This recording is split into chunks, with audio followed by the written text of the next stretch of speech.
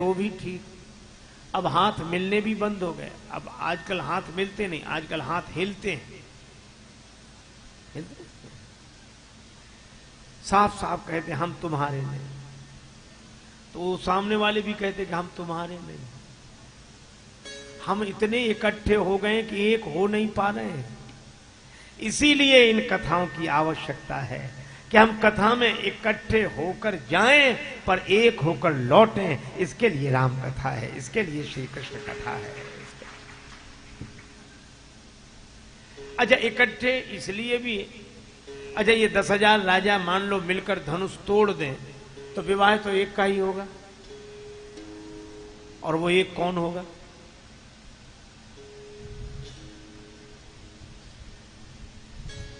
है? वो एक कौन होगा?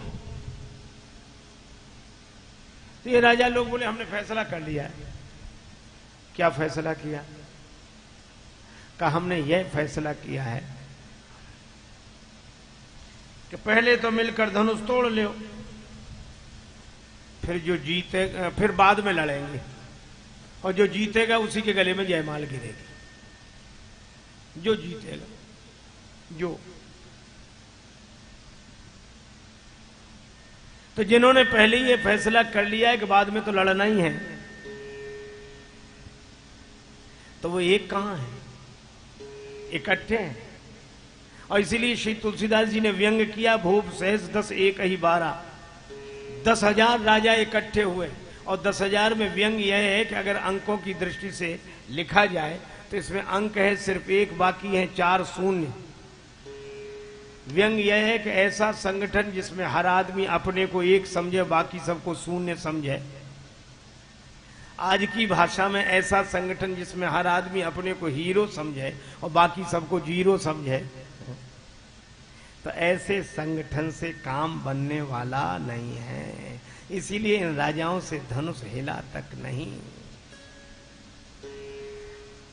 पर ऐसे समय में कोई बुद्धिजीवी होता है जो चिंतन करता है। और महाराज जनक वयोवृद्ध हैं, महाराज जनक ज्ञान वृद्ध हैं। महाराज जनक ने देखा कि जिनसे धनुष हिलना है वे तो अपनी जगह से हिल नहीं रहे हैं,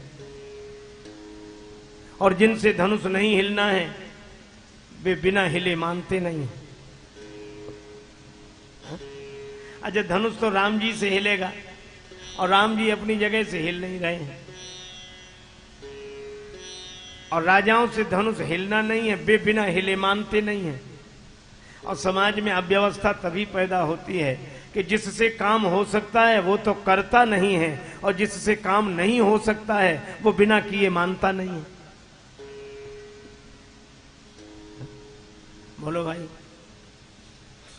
जिससे हो सकता है वह करता नहीं है, और जिससे काम नहीं हो सकता है वो बिना किए मानता नहीं है।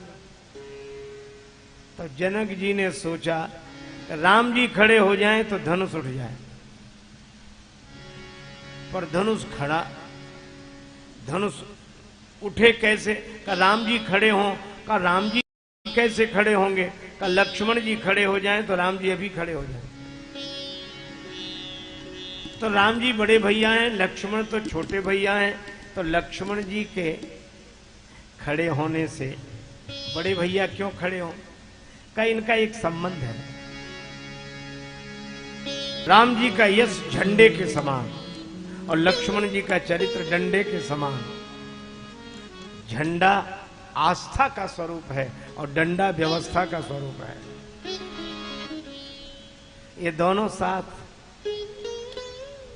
झंडा कितने ही महान हो, कितने ही पूज्य हो, डंडा न लगा हो आकाश में लहरा ही नहीं सकता है। जनक जी ने सोचा कि डंडा खड़ा हो जाए तो झंडा अभी लहरा जाए।